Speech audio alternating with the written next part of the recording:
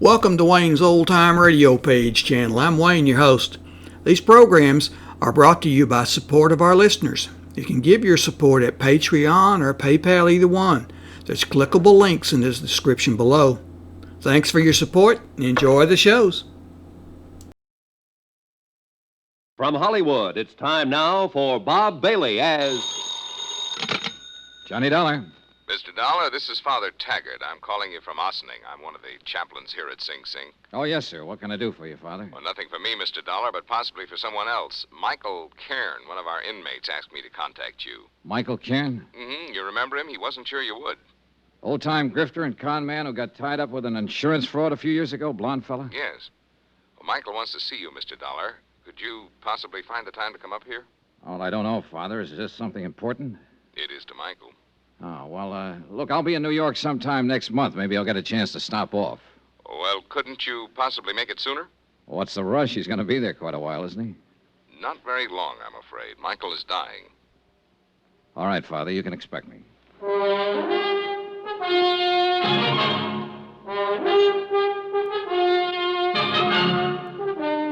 Welcome to Johnny Dollar. Beginning tonight and every weekday night, Bob Bailey in the transcribed adventures of the man with the action-packed expense account. America's fabulous freelance insurance investigator. Yours truly, Johnny Dollar.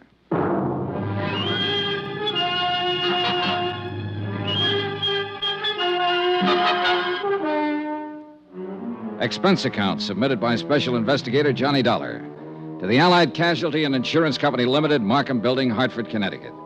Attention, Ed Barth, Controller's Office. This is an accounting of expenditures during my investigation of the McCormack matter. Though you didn't authorize the investigation, Ed, I'm sure that once the facts are out, you will honor the following. Expense account, item 1, $7.95. Train fare and incidentals, Hartford to Ossining, New York. I was admitted inside the prison and greeted by Father Taggart. He's a tall, mild-looking man, a Jesuit, I believe. He had a pass all ready for me, and he led me straight to the prison infirmary. Just in here. Michael will certainly appreciate your coming, Mr. Dollar. I hope it satisfies whatever's on his mind. I can't imagine what it would be. You know, it was my investigation and testimony that put him in here, Father. He told me all about that, and I'm sure it has nothing to do with why he wants to see you.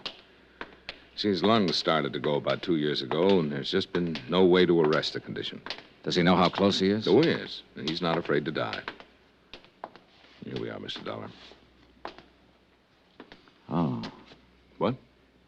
Hardly the same man I remember, Father. He's had it bad lately. Lost a great deal of weight. Yeah. Asleep? Yes. Michael. Michael. Oh. Hi, Father. I brought someone to see you. What'd he say? Hiya, Mike. Oh, thanks for coming. Thanks, Johnny. Thank Father Taggart here. He's an all right guy, Johnny. He's just like you. I always said you were the best insurance cop. Here, what's all this? I'm kicking out, Johnny. Didn't you tell him, Father? He told me, Mike. Guess I didn't live right. I'll be back in a little while. Thanks, Father. You take it easy, Mike. A lousy place to die, prison. But I ain't got my choice, thanks to you. Well, it's just that you picked to do a couple of things that the law and some insurance companies didn't agree with, Mike. I don't hold none of that against you. The guy does what he does. I don't know how to tell you this. Maybe I better get the doctor. You shouldn't be talking so much. No, wait. Johnny, look, you know I'm no crybaby. When the doctor gave me the news, I got to thinking. I ain't scared to blow out, you understand? I know, Mike, I know. It's just that I had a wife once, a long time ago when I started out. Oh? Yeah, then I just kind of drifted out of her picture one day. Ain't got a cough drop, maybe. Yeah, I guess it wouldn't cure what I got. Anyhow, I got to do something for her before I... Well, Johnny, I lay here and I get myself an idea. Yeah, Mike? Johnny, if there was some real easy money lying around, would you pick it up for me? Depends on how clean it is, Mike, and where it's lying. Yeah, sure. Well, it's clean, all right. You can find that out for yourself. All right. Now listen. Till they moved me down here in the infirmary, I roomed upstairs with Jojo Penny. You know him? No, don't believe I do. And car thief from the Hay States. He got his sabbatical 3 weeks ago. Paroled. Uh-huh. Well, I've been in the camp with a lot of guys, but Jojo Penny takes the cake. He's got a little old 5-year trick to put in. This Jojo, he does it like a vacation. You know, a real picnic. Every time he gets a chance out in the yard, he's taking sun. So he don't get the color, see? Yeah. Yeah. When they push him in with me, I notice this. And I get to going over it in my head. Yeah. Why does a guy whistle in a cell block, Johnny? Why is he treating it like a rest home? Short term. He's got something outside waiting. That's it, baby. He's got something waiting for him outside. Something that he knows will keep safe. Money. Thought you said this was legitimate, Mike. It is. Now, wait. I didn't ask Jojo anything about this. No, I figured it out myself. Then a couple of times I hear him yelling in his sleep. McCormack, he yells. McCormack. Huh? Makes sense now, Johnny? Not yet. The big heist, Johnny, the big heist. A few years ago, a rich guy named McCormack out on Long Island or someplace like that gets turned over for $100,000 worth of jewelry. You remember? Vaguely. Yeah, well, I'm thinking that Jojo Penny was in on it somewhere. Else why would he be singing and whistling and chilling himself around this flytrap for 5 years? Else why would he be talking about that when he's sleeping? McCormack. Yeah. Maybe you've got something, Mike. I know I got something, Johnny. And you got something, too. Oh, no, Mike, take it easy. Oh, I'm all right. Don't you see? The insurance company must have a reward out. They always do. A reward. Yeah, but Mike, look. I tell you, Jojo is the Ginzo that done the job. Or he knows who did it. So, you look into it. Work on it. Maybe turn up the stuff and get the reward. Good clean coin. Yeah. Yeah. Send half of it to my old lady, will you? You keep the rest yourself. What you say? Huh? Will you?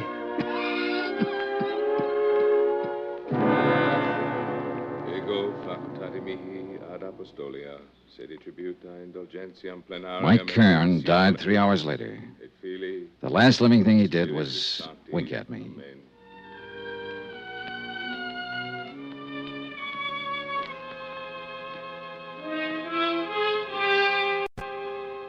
Expense account item 2, $14.20. Train fare and incidentals, Ossining to New York. I arrived at 2:15, dropped my bag off at the New Weston, and went over to the Metropolitan Police Station to find out what I could about the McCormack matter. It was all pretty much as old Mike had told me. A Julian McCormack living on Long Island had suffered a $100,000 jewelry burglary in 1951. 12 suspects had been arrested and released. The case was marked open and unsolved. Allied Casualty had been the insurance company involved. This is the adjustment office. Frank Porter speaking. My name's Johnny Dollar, Mr. Porter. I'm an investigator. Oh, I think I've heard of you, Mr. Dollar. Yeah? Wonder if you could give me a little information about a claim your company handled in 1951. A man named Julian McCormack out on Long Island. Gee whiz, a long time ago. What about the McCormack claim? I might have some information on it. I don't know yet. It's a long chance. I'm at police headquarters, and I notice you investigated for the insurance company. I'd like to talk to you. Yeah, sure, but it's kind of late today. Tomorrow, okay? Well, you can tell me this right now. Is there any reward being offered? Gee whiz, kind of folds my sails. How's that? Well, asking about a reward. You sound like you can make full recovery and want to make sure that you'll be paid for it. Well, I said it was just a long shot. How about the reward? Well, that's pretty standard with us on cases like this. Yeah, I think it's $7,500, something like that. I'm not sure. Where are you staying? New Weston. Well, I'll look it up, get the exact figure, and call you there. How'll that be? Fine, thanks. That'll be fine.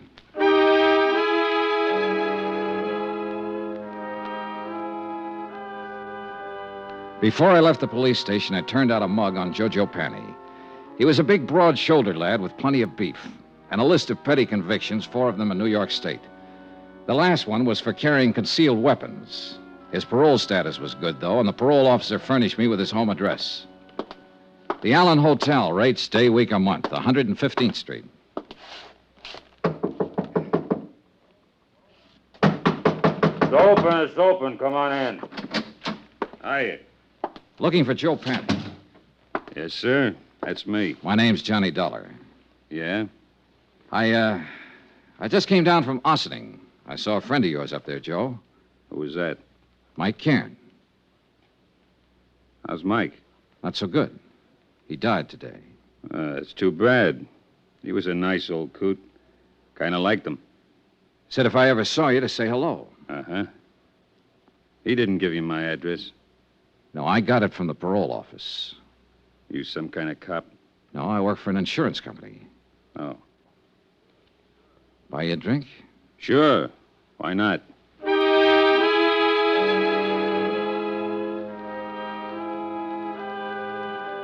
Expense account, item 3, $4 even for drinks. I wanted to look at Joe Panny and talk to him and figure out how I was going to go about getting information from him. And the more I saw and the more he talked, the more I wondered if whatever he might have said about the McCormack case in his sleep happened to some other McCormack. After all, a man with a long list of petty thieveries is hardly ever involved in a slick, big-time safe-cracking job. That takes another kind of talent, and one I was sure that Jojo didn't have. So I just been taking it easy and looking around. I figure I can get a job pushing a truck or maybe a cab if I'm lucky. Got to get something to do. Parole officers kind of hard-nosed about things like that. Yeah. Drink up. Want one more? Oh, no thanks. 3's my limit. Like to keep in shape. Sure. Say, you got anything to do? Nothing special. Why? Thought I might go out to Long Island later on tonight to say hello to an old friend of mine. If you haven't got anything to do, come on along. You're okay, Bub. Sure, why not? This friend of yours, he's an ex-con, too? No, he never did any time. Just a friend. Want to say hello is all. Oh. Rich fella. His name's Julian McCormack. You're, very big with the hellos around here today, aren't you? Anything wrong, Joe? You probably are. Why do you say that? Nothing. Ever know anyone named McCormack? I knew a guy named Arnie McCormack once back in Salt Lake City. We were pals for a while. Oh. Yeah. Arnie was killed in the war. He'd got himself drafted in the infantry. Maybe he's related to my friend Julian McCormack out on Long Island. He wasn't related to anybody, not that bird. I'm leaving. I want to get up early tomorrow. Why not come with me? Thanks for the drinks. He drifted off down the street and left me standing there. And one thing I was sure of, he had the name McCormack on his mind. Whether it was the right McCormack or the right case, I didn't know. Anyhow, he was my one big lead. So I was back at his hotel early the next morning and talking to the desk clerk. Penny, did you say room 210? Yeah, that's right. Vamoose. What? He left bag and baggage last night. Well, where did he go? What's his forwarding address? He didn't say. Just left.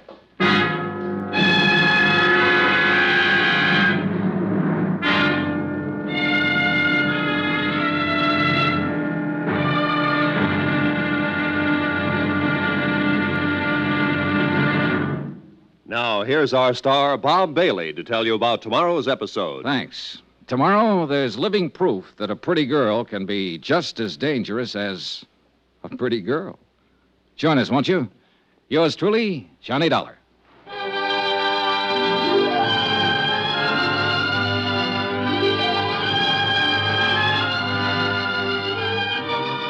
Yours truly, Johnny Dollar, is transcribed in Hollywood.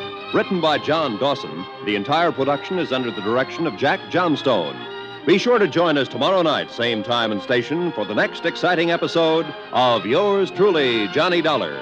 Roy Rowan speaking.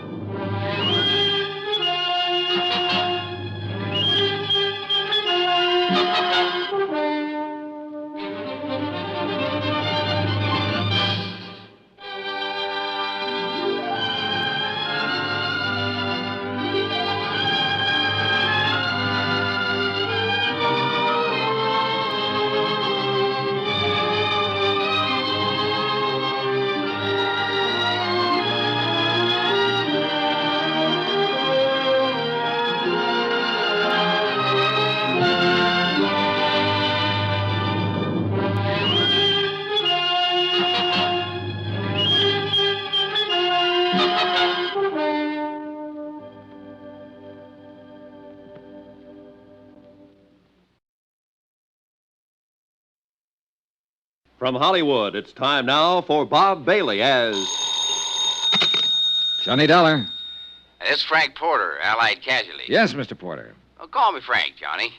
You phoned yesterday about the McCormack matter. I got all the stuff about the case on my desk here. We're still offering $7,500 reward. Thanks for confirming it, Frank. Sure. You got a tip or something? An old con named Mike Cairn gave me a tip about a guy named Jojo Panny. I'm working on it. Need any help? No, not yet. I might. Jojo pulled out of his hotel last night, bagging baggage. Oh, what are you going to do? I'm on my way to Long Island. Huh? I want to talk to McCormack himself. Oh. Johnny, Yeah? let me give you a tip for your own good. Don't bother Julian McCormack unless you've really got something. Could be dangerous. I think I've got something.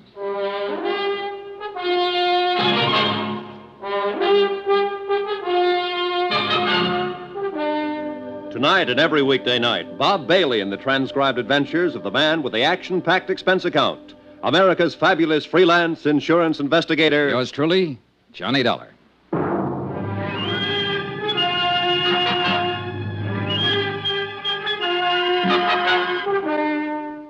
Expense account submitted by Special Investigator Johnny Dollar to the Allied Casualty and Insurance Company Limited, Markham Building, Hartford, Connecticut.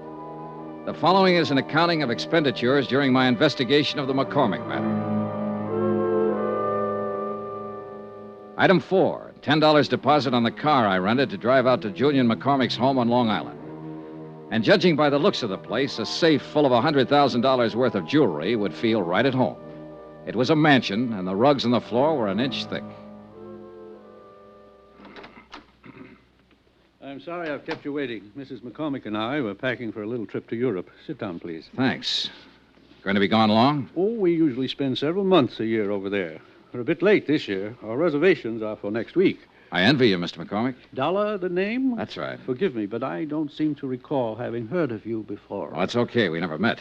I'm an insurance investigator. Oh, really?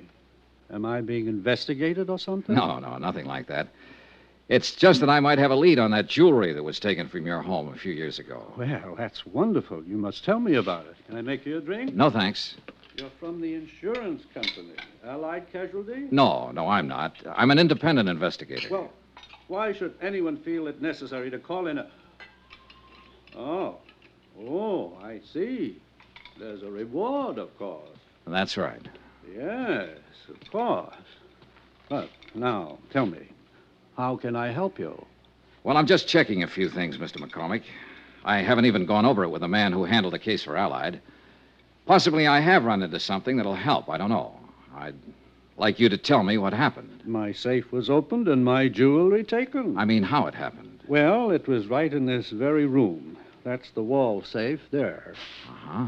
Mrs. McCormack and I had just returned from our honeymoon. 5 years ago it was. Yeah?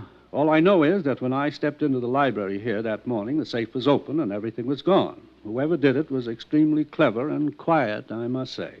Was the safe cracked? No. It was just opened. Someone figured the combination or something like that. Well, who knew the combination at the time? Only myself, Mr. Dollar. You're sure of that? Why, of course. I see. I reported it to the police right away here on Long Island. Then some men from New York City were here, too. And your insurance company? I reported it to my insurance company immediately. They had a man on the scene as soon as the police, a Mr. Porter. Frank Porter? Yes. Do you know him? I've talked to him on the phone. I haven't met him. A very nice chap. He worked very hard trying to recover it. I'm sure he did. Did they have an adjuster? Yes? How much did you collect, if you don't mind? Not much. What do you mean? Well, it was unfortunate. By keeping that much jewelry in a small house safe, it seems I violated a clause in the contract. It should have been kept in a safety deposit box or some such. Consequently, the matter went into litigation. I'm afraid the court found me at fault. I collected only a part of the insured value, $20,000. So, you can see I'd certainly welcome a recovery. Sure.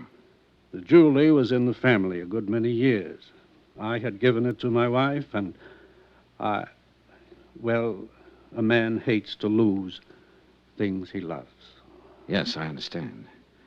Was Mrs. McCormack here the morning it happened? Oh, yeah? I'd like to talk to her. She's terribly busy, but if you think it's sufficiently important, I'll call her. No, never mind. I'm curious, Mr. Dollar. This case has been closed a long time. At least, no one's contacted me or asked me for any information about it for at least 4 years. What opened it? A man named Mike Cairn, Huh? Who's he? an old convict up at Ossining who shared a cell for a while with a man named Joe Panny. Uh-huh. Cairn died yesterday, but before he died, he told me he thought Panny had something to do with it. He'd heard him mention your name. Well, it seems to me you should talk with this Joe Penny. I did, and I will some more, as soon as I locate him again. Right now, he's missing. Oh, I'm sorry. Well, thanks for the time, Mr. McCormack. You let me know if you learn anything? Sure. Do you honestly think you can recover that jewelry? With any luck at all. That would be wonderful, wonderful. You think so? Why, yes, of course. Mrs. McCormack might be glad to know about it, too. What? You said it was her jewelry. I don't know why I said that to him, just a sudden impulse. But he wasn't smiling when he walked me to the door, shook my hand, and patted me on the shoulder. I had a funny feeling that Mr. Julian McCormack was scared like a rabbit of me. I drove back to the city, had lunch at Walgreens, and dropped into Allied Casualty's New York office to pick up the folder on reward information. I met Frank Porter and liked him right away, a big, red-headed man in a tweed suit. Well, gee whiz, Johnny, it makes me feel older than ever doing this. How come? Well, I weighed 15 pounds less when this case started, June 1951. Ah, here we are. These are pictures of the stuff. Uh-huh. Now, that one they call Tierra del Fuego. Huh? Some necklace, I can see why. Yeah, and this one was called Imperial, in the royal family of Russia at one time. And this is the other one, Placid.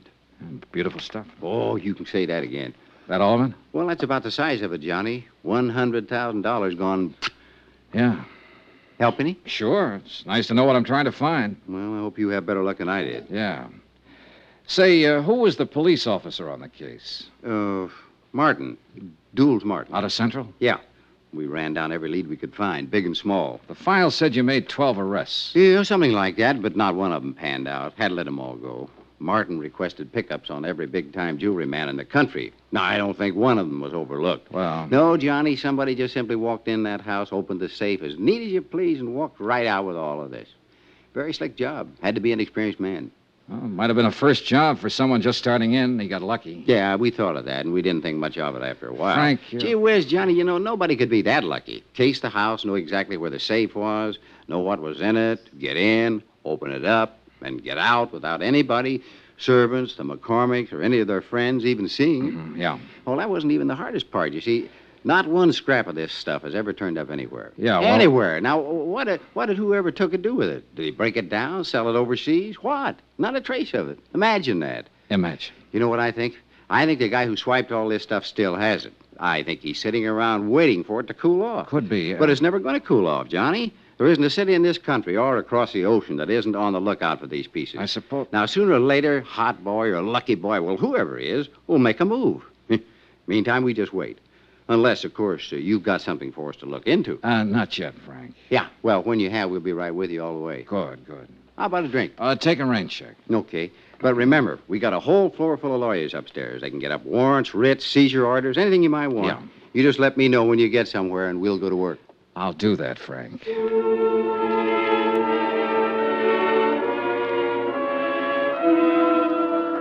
I left Frank Porter and went back over to the parole office to see what had developed with Joe Panny. After all, if he didn't report in, he'd be in violation of his parole, be in real trouble. But nothing had developed. He hadn't put in a change of address, nothing. So I went back to my hotel and had some dinner. Then I shaved, changed my clothes. Expense account, item 5, $1.50 cab fare. I garaged my rented car, went back to Central Police Station, and pulled out the mug on Joe Panny once more, hoping to get a line on some friends or relatives of his where he might be staying. Up till then, things had been going pretty routine. Then a clerk from the parole offices stepped across the hall. Hi, Mr. Dollar. Hi. Thought it was you I saw in here. I wasn't sure. How's it going? Fine, fine. Talk to your friend Joe Panny yet? Not today. Why? Well, you seemed awful anxious to talk to him, is all. I am. Why don't you go see him? You playing games? I've been trying to find out where he is all day. And I already told you. You what? Sure, I gave it to you half an hour ago when you phoned. When who phoned? Sure, about half an hour ago. Look, Joe Panny called in and told me his address. Yeah? I no sooner set down the phone and you call in and said, "This is Johnny Dollar. Have you heard from Joe Panny?" What? I said, "Yeah," and I told you his address, that's all. What address did you say? The Allen Hotel on 115th Street, same place he was before. What's the matter, you forget?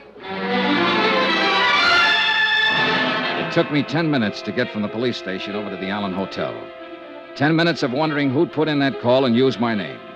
I went up the stairs, 2 at a time, up to the second floor. And right at the top of the landing, I bumped into a dark-haired woman wearing a silver fur piece. Oh, I'm sorry. I didn't see you. It's all right. You hurt? No, not at all. Please, let me go past. I'm in a hurry. Yeah, I'd be in a hurry, too. What do you mean? The gun. What? You should carry it on the inside of your purse. Oh, I didn't... Suppose I take it. No, let go of me. Fingernails, huh? Give it to me. All right, take it. She'd given it to me, all right on the side of the head. It didn't knock me out, but it did knock me off balance, so I tangled up with a hall table. And that gave her plenty of time to scurry down the stairs while I got out of the furniture and back on my feet. By the time I got down the stairs and out on the street, she was nowhere in sight. No one yelled, "I'm shot." No one did anything but what they were already doing.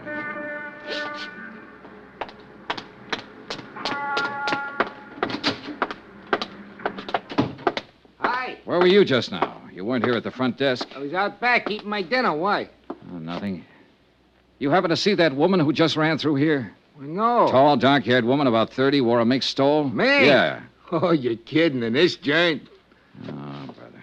You still looking for Joe Panny? He lives here again, doesn't he? Yeah. Have you seen him? Where is he? Out.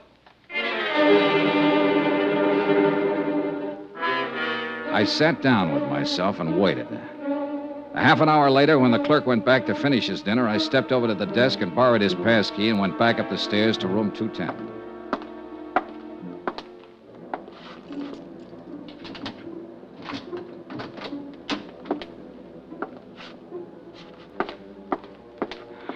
Well, I didn't need the pass key, and I didn't need to doubt the clerk. Joe Panny wasn't there. But all of his things were. The curtains were drawn and the windows closed. Every drawer had been pulled out of every dresser. The mattress on the bed was slit from top to bottom, and the rug had been ripped and turned over.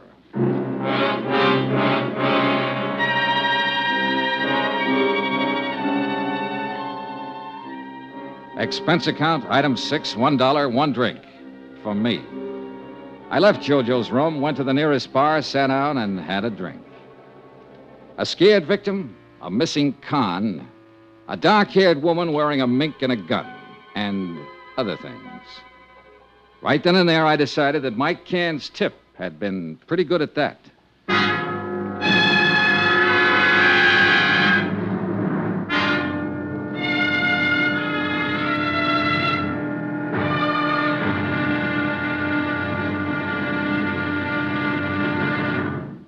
Now, here's our star, Bob Bailey, to tell you about tomorrow's episode. Thanks. Tomorrow, a slight case of mayhem.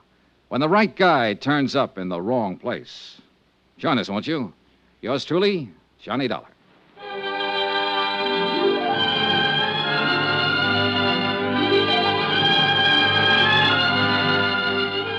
Yours truly, Johnny Dollar, is transcribed in Hollywood. Written by John Dawson, the entire production is under the direction of Jack Johnstone. Be sure to join us tomorrow night, same time and station, for the next exciting episode of Yours truly, Johnny Dollar. Roy Rowan speaking.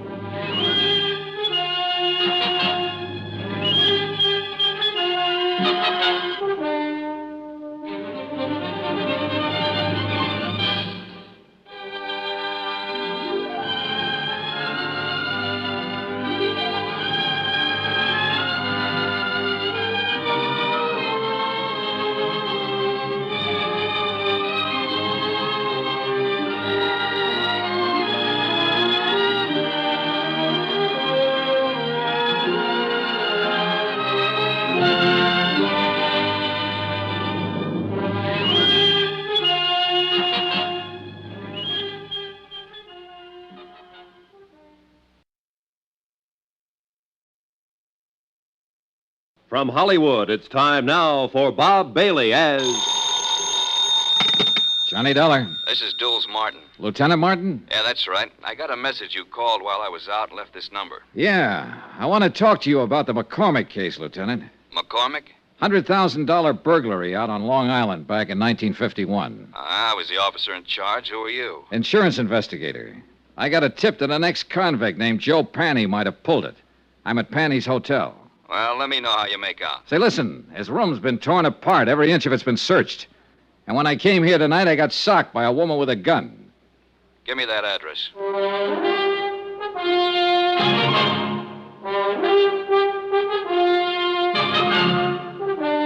Tonight and every weekday night, Bob Bailey in the transcribed adventures of the man with the action-packed expense account. America's fabulous freelance insurance investigator. Yours truly, Johnny Dollar.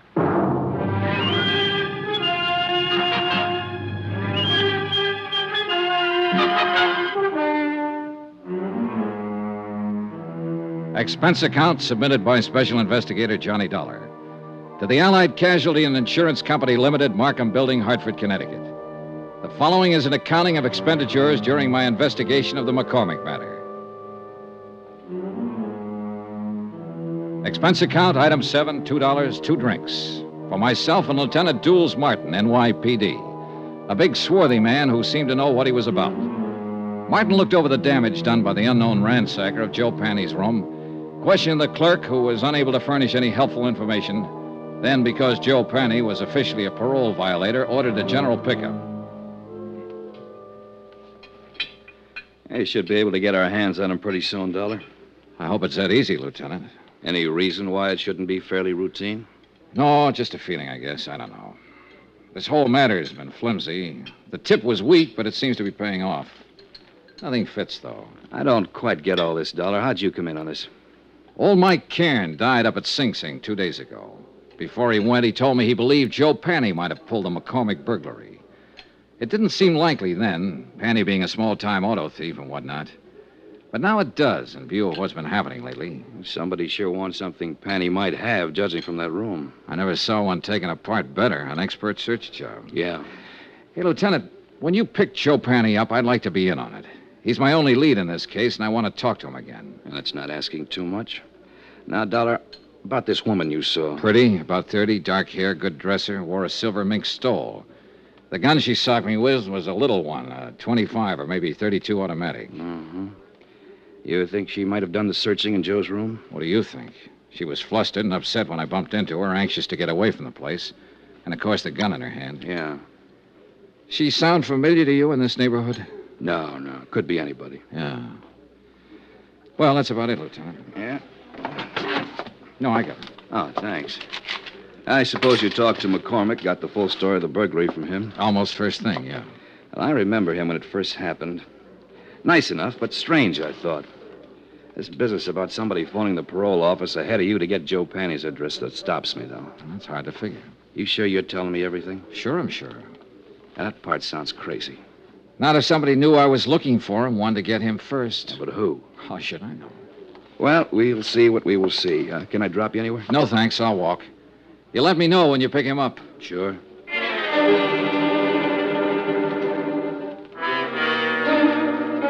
2 days passed, and I didn't hear from Lieutenant Martin. I finally phoned in, and a supplementary had turned up, no leads. Martin had men watching Joe's hotel. His former friends and acquaintances were being checked. Meanwhile, I decided to try and find out who the dark woman in the first stole had been. It seemed pretty obvious that she had just come from Joe's room, that she knew him or was connected with him in some way. So once more, I combed over Joe Panny's file at headquarters, this time looking for a woman's name. The only one mentioned was an ex-wife who had divorced him 6 years before. Her name was Iris Carter. At the Bureau of Vital Statistics, the marriage certificate and record of divorce proceedings gave me a composite picture of an unhappy and turbulent 3-year marriage. It also gave me a general description of Iris Carter that could very well fit the woman I'd seen briefly in the hallway outside Joe Panny's hotel room. There was a 6-year-old address to start on. Eunice? Is that you, Eunice? I said, is that you, Eunice? No, ma'am, I'm not Eunice. Oh, no, you sure ain't. You seen her? I don't know. I really don't know her. Oh. Well, what do you want? I'd like to talk to the manager. I want some information. What's your name? Johnny Dollar. What kind of information are you looking for? Are you the manager? Yes, sir, I am. Well, I'm trying to locate a woman named Iris Carter. She might have used the name Iris Panny. She was married once to a man named Joe Panny. Lived here about 6 years ago. Were you here then? I was. Did you know her? I did. Did you know him? Yeah. He went to jail. Does she live here now? She don't. Do you have any idea where I can find her? I don't. Well, do you happen to know if she ever Why worked do you want or... her? Just to talk to her. When did she move out? Oh, long time ago. 5 years, maybe. Uh-huh. What's your business? Insurance? Oh. Well, what's up? Oh, nobody around here buys insurance. Well, we don't have to go into that. If you can think of any place I might get a line on her, I'd appreciate it. It seems to me she worked at a bookstore down the street. Down what street? Out there. Block or two down that way. I think she worked there. I don't know. You can try. Thank you, I will. My, you polite. You tip your hat. Say, tell me, do you remember what she looked like? Sort of.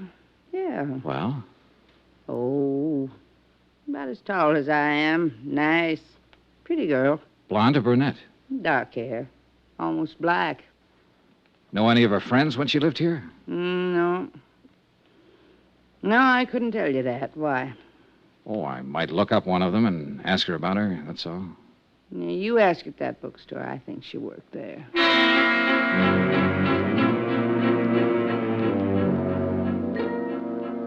The bookstore Iris Carter Panny had worked in was as dismal as the neighborhood. The proprietor, a Mrs. Olds, yielded a little more helpful information than Iris Carter's former landlady. Yes, Iris had worked there for about 6 months. She'd quit almost 5 years before. No, she didn't know where to find her.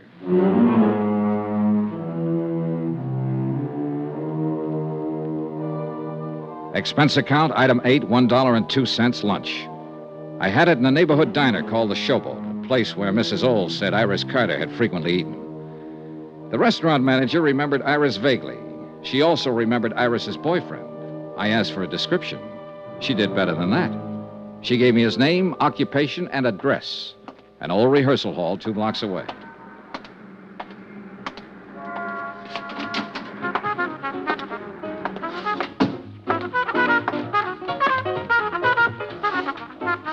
The 5-man combo working there was really putting it out. Yeah. And the minute I saw him, I knew the boy wearing the trumpet was the one I was looking for. Just good looking and smooth enough to go with a girl Iris Carter sounded like.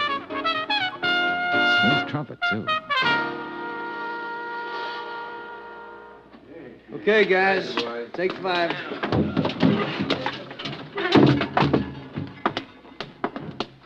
I'm looking for Jack Lang. You found him.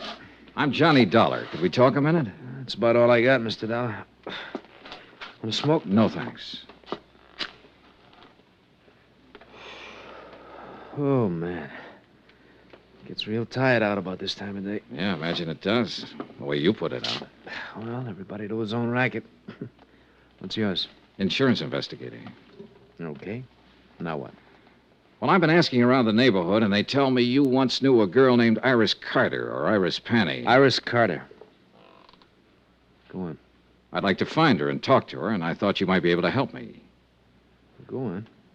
I want to talk to her ex-husband most of all. I thought somehow she might know where to find him these days. He's in the can. He was released 3 weeks ago. No? Any ideas? No. I thought finding her might be a shortcut to him. I wouldn't think so. They were all washed up when I knew her.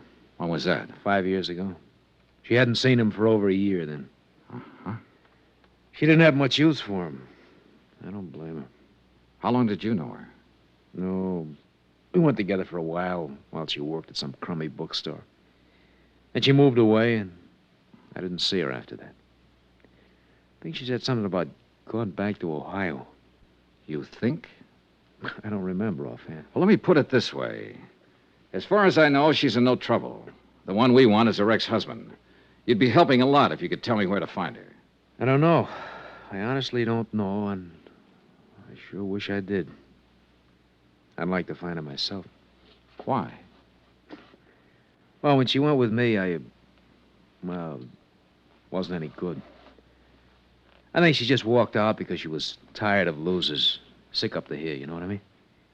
Can't blame her. He gave her a pretty bad time. I didn't do much better. But now I got something. It's just a little 5-piece outfit. Not much, but something. I'd like to show it to her and say, Iris, this is mine. You kind of had it bad, huh? Bad as a guy like me can get it. I know I'll probably never see her again as long as I live, but... Boy, if another one like her ever shows up, I'm gonna be ready, Dad. Ever see her? No, she must have been something. Here. Take a look. Nice, huh? Yeah. I take it back. What back? About seeing her. I've seen her. When? Where? 2 nights ago in the hallway outside Joe Penny's room. You sure? I'm sure. She hit me with a gun before she left. The picture he had flipped out of his wallet was old and well thumbed. It showed a sultry kind of face that could have been 20 or 30 or 40. A wide, frank, smiling, happy mouth. Not the kind of girl I would imagine could ever be married to a Joe Penny. But there was no doubt about it. She had been married to him, and I had seen her. On my way back to the hotel, I dropped in to check with Lieutenant Martin. Hi. Hi. Doing any good? Any lead on Joe Penny? Nothing so far. This may take longer than I thought at first. Well, I've been out looking for his ex-wife. I didn't find her, but I found a few people who knew her. She was the one at his hotel the other night. Name's Iris Carter. You sure? Positive. I saw her picture. We better try to pick her up, too. I'll put it out right away. Fine. Well, I'll keep in touch. Oh, wait a minute. Don't go. Huh? We had some action here today. Sit down. Thanks. Julian McCormack called up, reported you. He said you came out there bothering him a couple days ago. He said he doesn't want to be bothered. Well, I only talked to him to get his story on the burglary. And I told him as long as you didn't break the law, there was nothing we could do to stop you from investigating. But he didn't like it. He seemed perfectly willing to cooperate with me when I talked to him before. Yeah, well, sometime these rich... Excuse me. Martin here. That's right. Well, how long ago? Okay. Well, they found your boy, Joe Penny. What? Yeah. He's on his way to the morgue. Harbor Patrol picked up his body a couple of hours ago, loaded down with slugs. Some case. And that ain't all, Johnny. Huh? His feet were burnt.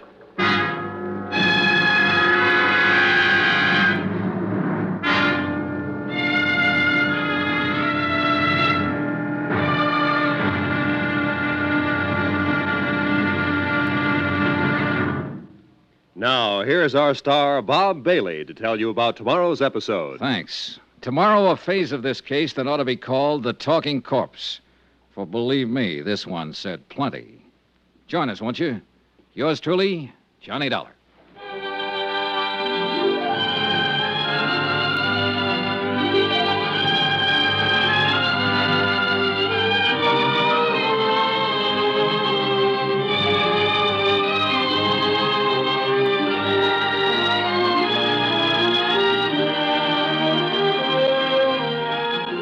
Yours truly, Johnny Dollar, is transcribed in Hollywood. Written by John Dawson, the entire production is under the direction of Jack Johnstone. Be sure to join us tomorrow night, same time and station, for the next exciting episode of Yours truly, Johnny Dollar. Roy Rowan speaking.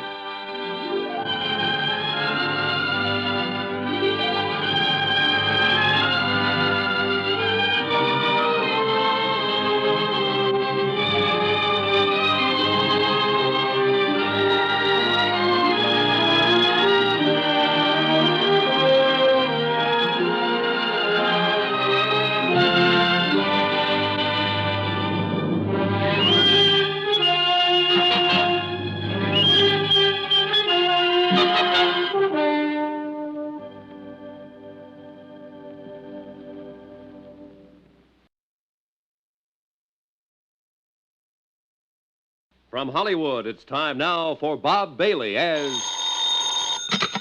Johnny Dollar. Frank Porter at Allied Casualty. How's it going, kid? I don't know. You ever find Joe Penny? The Harbor Patrol found him floating around the harbor. He'd been shot and his feet were burnt. Gee whiz, torture.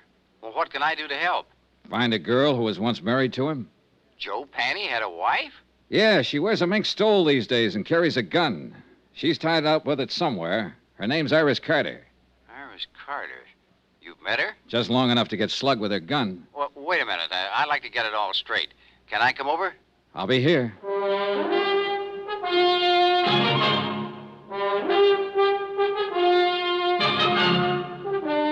Tonight and every weekday night, Bob Bailey in the transcribed adventures of a man with the action-packed expense account. America's fabulous freelance insurance investigator. Yours truly, Johnny Dollar.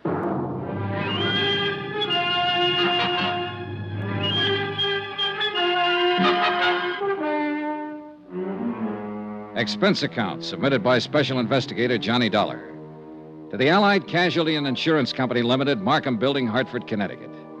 The following is an accounting of expenditures during my investigation of the McCormack matter. Expense account, item 9, $14 even, secretarial services. I dictated a detailed report of the $100,000 McCormack case. I did it for two reasons. One, to make certain that Allied and the New York police were thoroughly informed of my part in the matter. And two, to review the case for my own benefit. One of the key figures, Joe Panny, was a murder victim. Attached is a copy of that report. I tried to cover as closely as possible my conversation with Mike Cairn at Sing Sing when he tipped me off that Joe Panny had something to do with the McCormack burglary of 5 years ago. Also, one conversation with Joe Panny, his subsequent disappearance and murder. I had a copy for Frank Porter when he showed up at my room. He read it from top to bottom. Gee whiz, Johnny, if this isn't something. You come here for Joe Panny. It looks like he did the McCormack job. Now he's dead. You're stopped. What can you do? Find his wife, maybe? You're doing this at your own expense, aren't you? Oh, I think your company will pay for it in time. You have to recover the stuff. I know. You think you will? I think so, yeah. Well, your key man's dead. You'll have to start all over again. Maybe not. I don't really know whether Joe Panny was my key man or not. I still can't see a small-time auto thief working a big, slick safe burglary. Every indication is that he was the one. I know.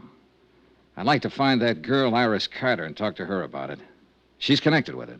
Now, from what you say on the paper, yeah, very much. Oh, gee whiz, I feel like a fifth wheel. I'm not helping you a bit. You know, I handled this case for the company when it first broke. I worked with Lieutenant Martin for 6 months on it, and we didn't turn up a thing. You're on it 3 or 4 days, and you have all kinds of action. Well, I must have stepped in at the right time. Yeah. Johnny, somebody gunned Joe Panny down. Now, I know you like to work alone and do things your own way, but be careful if you stay on this. I get worried when somebody starts shooting. Oh, sure. I didn't get that, though. What?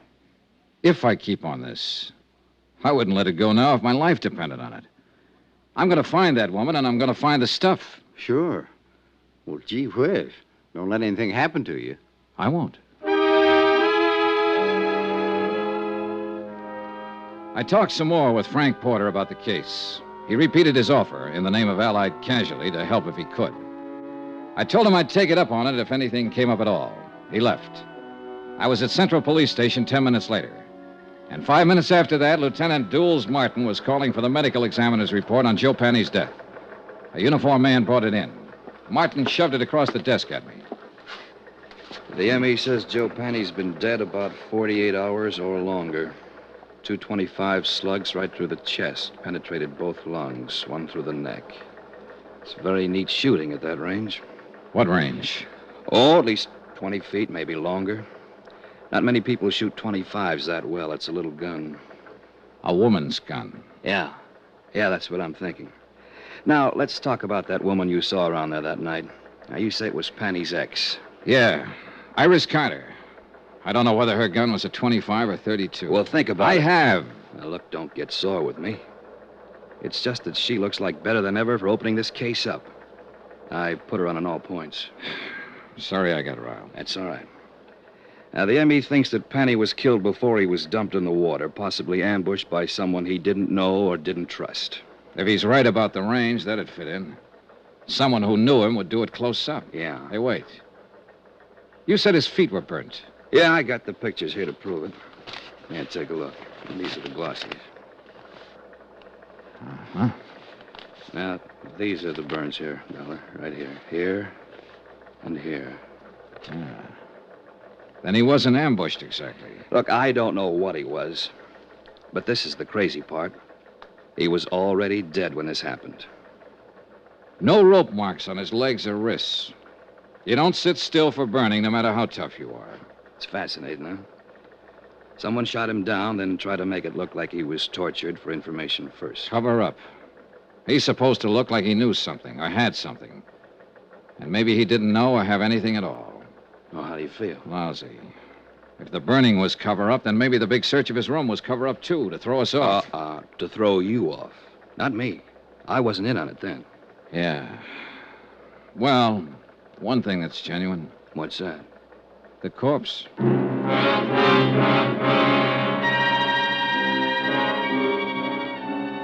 An hour and a half later, a witness was delivered to the office of Lieutenant Martin. His name was Edmund Thompson. He sold papers in the dock area. Both Martin and I looked at him twice, and I could tell both of us were doubting the credulity of anything he might have to say. Hi. Hi. My name's Martin. This is Mr. Dollar. Yes, sir. Glad to know you both. Would you mind telling us everything you saw the other night? Tuesday night. Yeah, it was Tuesday. Sure, why not? I saw this guy dumped in the water. We understand that. Can you tell us the circumstances? It's against the will of God. Yes, it certainly is. Against the laws of nature, too. What did you see, Mr. Thompson? I prayed for them both. You tried, Dollar? When did you pray? Right after I saw it. Yes, sir. On the street, huh? No. I was on the vacant lot. I was cutting across towards the dock. Oh. Then I see this car pull up. Long black car. A lot of chrome on it. This fella jumps out and goes around at the back. He opens the trunk, and he pulls this other fella out. Hoists him up, and he carries him over the dock. Then he just lets him go. Then you prayed. Then I prayed. I was a little too scared to do anything else. This car the man had. Long black one, a lot of chrome. Sedan or coupe? What's the difference? 2 seats or 1 seat? 1 seat. Happen to get the license number? All right, let that go. How about the man? Can you describe him? He stood there and looked down at the water and started himself a cigarette. Well, what kind of a face did he have? Dark, light, a mustache, what? A devil's face. Oh, swell. Now, what does that mean? A devil? Mr. Thompson, do you understand that we want to apprehend this man, that he's responsible for one man's death, and that he might harm someone else? I'll pray for him. Pray for them all. Well, how was he dressed? Didn't notice. Hat? Don't know. Coat? Don't know. But he had a long black coupe. Do you know the make? Nope. Would you know him if you saw him again? Nope. Look, when you saw him dump a body into the water, why didn't you notify the police? Why should I? It's police business. Let them take care of their business. I'll take care of mine. Any of you fellas got a cigarette on you? I left Lieutenant Martin brooding over his witness and went out for a bite of dinner.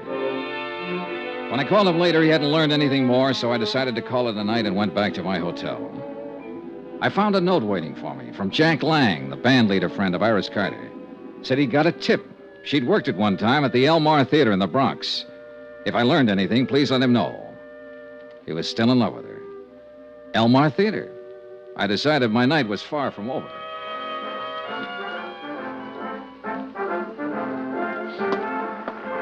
Hey, you. Buy a ticket out front if you want to look at the girl. I only want to see one. Her name's Iris Carter. Does she work here? I just told you, go buy a ticket out front. Just tell me this. Does Iris Carter work here? Is the name familiar to you? Have you ever seen her or heard of her? You give me any more trouble or clutch, I told you go out front. Can't you answer a simple question? I'm looking for Iris Carter. Iris Carter. You don't have to yell at mister. He never heard of it. What? Call me a cop, Gloria. This Never mind, guy's Pop. giving me... Never mind. I'll take care of him. Come on, you.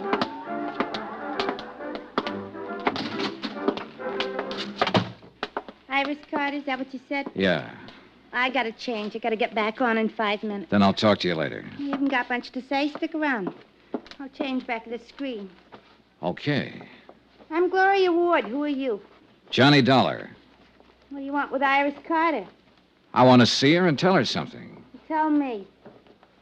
Well, for one thing, her ex-husband's dead. What? Oh, better watch that screen. Oh. Say that again. Joe Panny, her ex-husband's dead. No kidding. That no good bum is really dead. Yeah. Where can I find her? She don't work here no more. Hasn't worked here in 4 or 5 years. She quit. Well, where is she? You took over from the old man out there when you heard me mention her name. You've satisfied yourself that I'm really looking for her, so suppose Don't get flip with me, mister. I'm not satisfied about anything. Where is she? She got herself married to a nice guy. Good for her. Is she in town?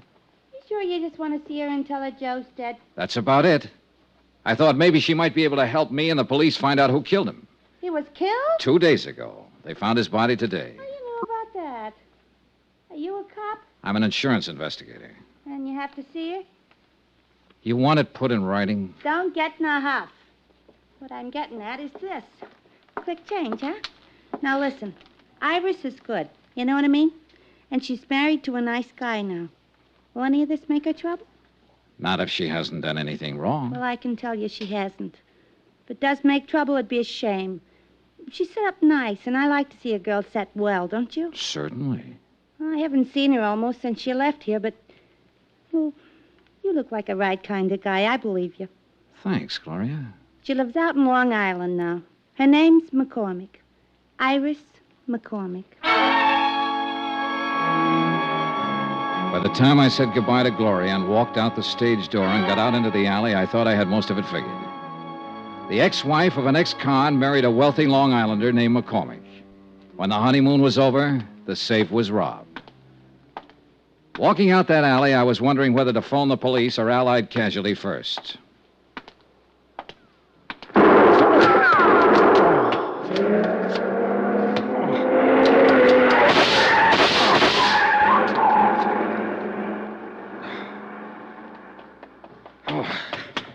Shooting. You've been hit. It isn't bad. Did you see him? I didn't see nobody. The car. See the car, the one that just gunned out. Oh, the car. Oh, yeah, the long black coupe, a lot of chrome. A fella didn't have his lights on. Hey, that's against the law. Hey, you need help, mister. No, I'm all right.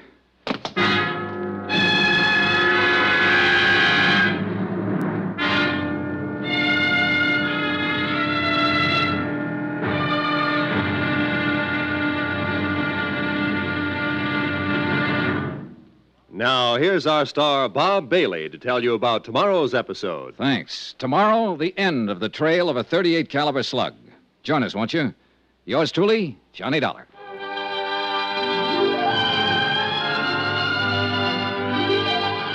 Yours truly, Johnny Dollar, is transcribed in Hollywood. Written by John Dawson, the entire production is under the direction of Jack Johnstone.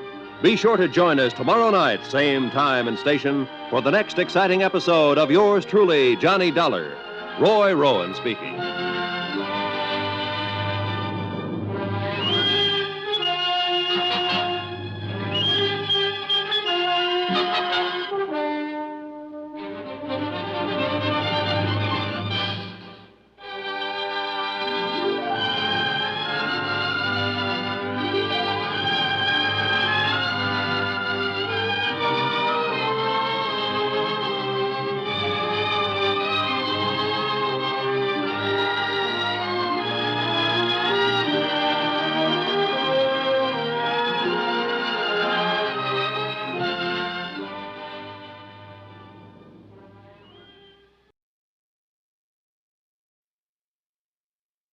From Hollywood, it's time now for Bob Bailey as Johnny Dollar. Ready with your party in Hartford, Connecticut, Mr. Dollar. Go ahead, please. Hello, Mr. Barth. Yes? This is Johnny Dollar. Johnny, what's up? Now listen carefully, Ed. I've just been shot. What? Oh, it's nothing serious. I'm backstage at the Elmar Theater in the Bronx. Johnny. I'm all right. Now listen to me. I got a tip from old Mike Cairn, a convict, that a man named Joe Panny might have had something to do with the McCormack case a few years ago. Yes, a jewelry case, $100,000. Well, Panny's been murdered. I didn't get a chance to learn anything from him, but I have learned that Penny's ex-wife is married to Julian McCormack. You've contacted our New York office? I've been trying to get your man Frank Porter at his home, but no one answers. It's going to be pretty nasty for Allied Casualty if she plotted with this Joe Penny to rob McCormick. Yeah. Do you want me to wait and let Frank Porter handle it? No. You go ahead. If somebody's throwing bullets around, they'd better be stopped before... Oh, well... By me rather than Frank Porter, huh? Okay.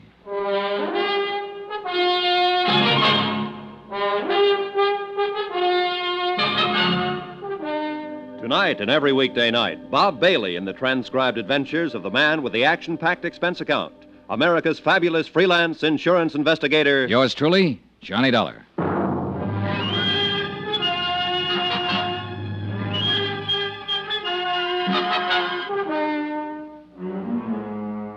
Expense account submitted by Special Investigator Johnny Dollar to the Allied Casualty and Insurance Company Limited, Markham Building, Hartford, Connecticut. The following is an accounting of expenditures incurred during my investigation of the McCormack matter. Item 11, $7.50, one bottle of scotch, which I sent the stage doorman out to get while I was calling Ed Barth at Allied Insurance. Apparently, everybody in the neighborhood thought the exchange of shots between me and somebody in a long black coupe were backfires. It was the doorman who dragged me back in the theater. You got yourself a burn there, mister. It's just a graze. I sure don't get you. Calling insurance people and not police. Somebody fires a gun at you, call the cops. Have another drink. That's the way it seems. Hey, where you going? You should see a doctor. Later. I went back outside in the alley where the shooting had taken place. 10 minutes of looking around, and I dug a pair of .38 slugs out of a telephone post.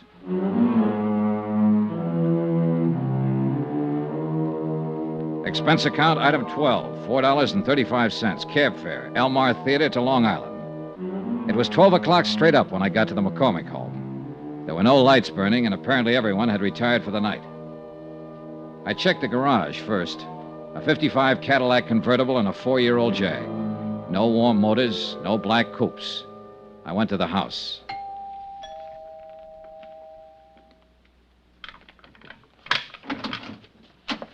Oh, it's you. Hello, Mrs. McCormack. No, please.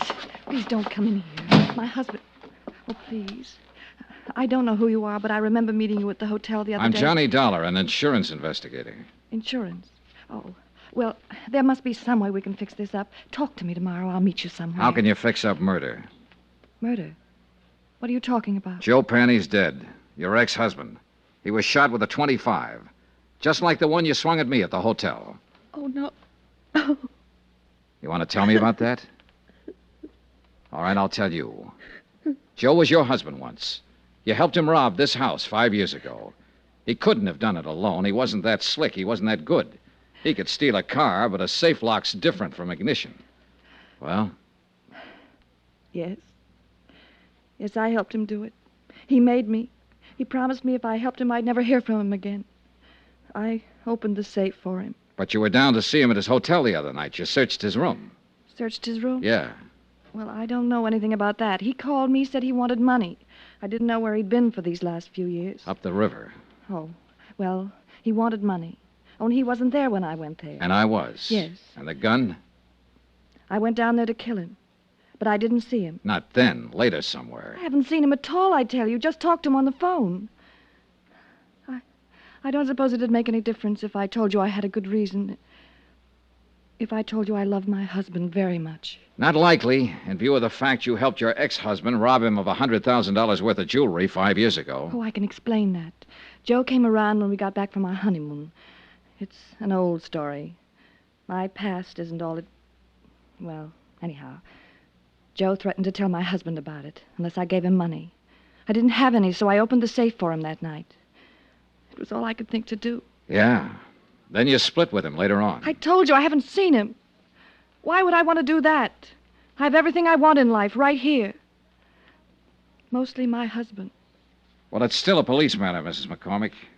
I spent a long time looking for you. Maybe you better get your coat. Iris, you'll remain exactly where you are. Julian. And so will you, Mr. Dollar. Julian, you heard what I said. Don't worry about it, my dear. Mr. Dollar, I'm a gentleman. that this is a gun? I noticed. A .38. I got a couple of slugs in my pocket that came from it. Stand over there. Now, this is pretty silly. You can put that thing away and we can settle this the only way it can be My wife has settled. told you the absolute truth, Mr. Dollar. She's innocent of any wrongdoing so far as I'm concerned. Is that clear? It's pretty glib, McCormack. She's accessory to a $100,000 heist and she hasn't done anything wrong. If she wanted to give them away... To an ex-husband. To anybody. That was her affair. I would not press charges. Well, that takes care of you. How are you going to square it with Allied casualty in the state of New York? And you also forget a little matter of a dead man. But I haven't forgotten you, Mr. Dollar. Julian, please don't. I've caused enough trouble, please. Calm yourself, my dear. This is the least I can do for you after what you've done for me. Just being my wife. Mr. Dollar, will you accept money? Not enough for murder. 50, 100,000. I'd hate to kill you, Mr. Dollar. You tried once tonight. You've referred to that before. But you weren't very good, and now you're even worse. You forgot to take the safety off that gun. The Give me safety? that. Oh, you've killed him. You've killed him. Ah, he's all right. Get out of the way and let me see that gun.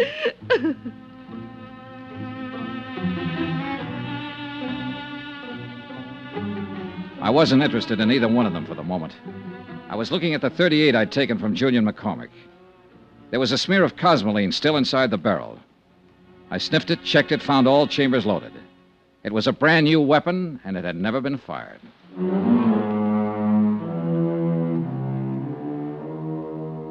Expense account item 13, $5.50, cab fare again, this time from Long Island to an apartment in Queens. The man I wanted to see was Allied Casualties man Frank Porter. He lived in a very polite neighborhood. That's apartment 203, but Mr. Porter is not in, sir. I'll wait for him. Yes, sir. It's all right if I sit in your lobby, isn't it? Oh, yes, sir, but I'd prefer that you waited somewhere else. You would? Well, this is a rather exclusive apartment building, sir, and we don't like people loitering in the lobby. Well, I'm on a pretty exclusive mission. But you don't like the mud on my clothes and the tear on my coat, huh? Are you a friend of Mr. Porter's? Yeah.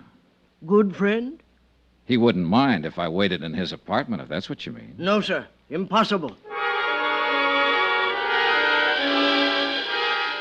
But a couple of bucks can do wonders sometimes. It was quite a layout. Books, pictures, furniture, and whatnots that make living at home pretty agreeable.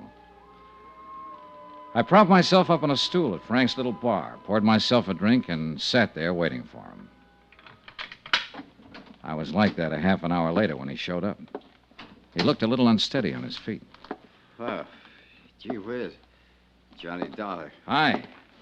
You're the last person in the world I expected to see. I'm glad to light and let you in. I didn't think you'd mind. No, not at all. I tried to phone you earlier tonight. You were out. I'm sorry. Chief Whiz, what's on your mind, Johnny? I wanted to tell you I was shot at tonight. What? I wanted to tell you I found out who Mrs. McCormack is and was. Since you were on the case first for Allied, I thought I'd tell you first. Well, gee whiz. Say, this is a nice setup. Full of nice things. Yeah. I've been in places like this before, Frank. They usually start at $300 or better a month.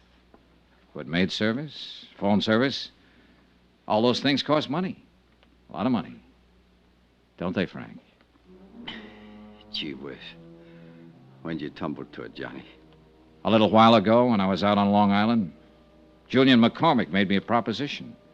He finally offered me $100,000. A lot of money. He sounded like he'd had experience making propositions. I should have tumbled to it a couple of days ago when you phoned the parole office after I left you. You used my name when you asked for Joe Panny's address. Yeah. I wondered if your tip was on the right track. I didn't figure Joe Panny was eligible for parole so quick. I had to get to him before you did.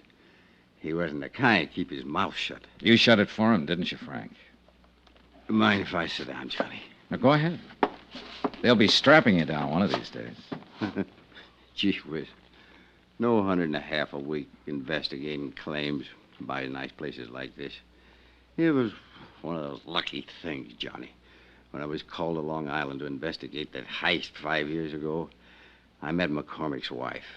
Happened to recognize her as Joe Penny's ex. And you knew McCormack was in love with his wife enough to pay you to keep quiet. I gave him service for his money. The cops would have broken that case in 24 hours, but I covered up all the tracks I could find. And I made it real safe by seeing Joe sent up the river. How? Just tipped off the cops to some of his hot car deals, and they picked him up. He happened to be carrying a gun, so he got the works. Then you just sat around drawing blackmail from McCormack. Gee whiz. Don't look at me like that, Johnny. Every guy has his price. How about you? That's the second offer I've had tonight. It's a good one. Joe Penny was a dumb guy. He picked up that jewelry and went right downtown and plunked it in a safe deposit box. It's been sitting there all the time he was up the river. Still worth... Sorry, Frank. You sure? I'm sure. Chief whiz. Chief whiz, Johnny, you are a good dick. You don't buy off. I just wanted to see, I guess. Sure, Frank. Well, do we go in quietly? You'd be surprised, Johnny, how quiet. You better dial for an ambulance if you want me to go to the trial. What? You were good in that alley back of the theater tonight, Johnny, when I tried to knock you off. I followed you all night looking for my chance. You nicked me twice. Dial the doc. Quick. Gee whiz, it hurts. He died right there, without saying another word.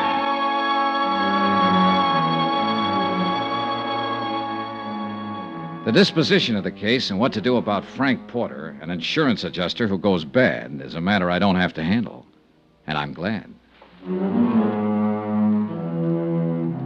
Expense account item 14, hotel and board in New York City, $79.30. Item 15, $84, legal fees and incidental expenses involved in locating the widow of Mike Cairns, who it seems is still alive somewhere in Iowa and will accept half the reward as promised. Item 16, $14 even, transportation back to Hartford.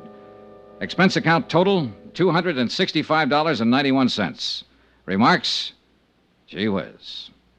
Yours truly, Johnny Dollar.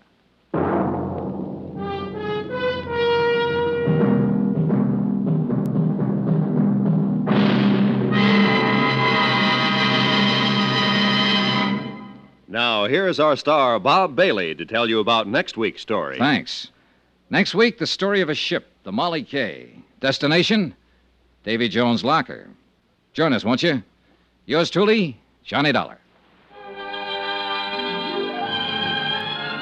Yours truly, Johnny Dollar, is transcribed in Hollywood. Written by John Dawson, the entire production is under the direction of Jack Johnstone.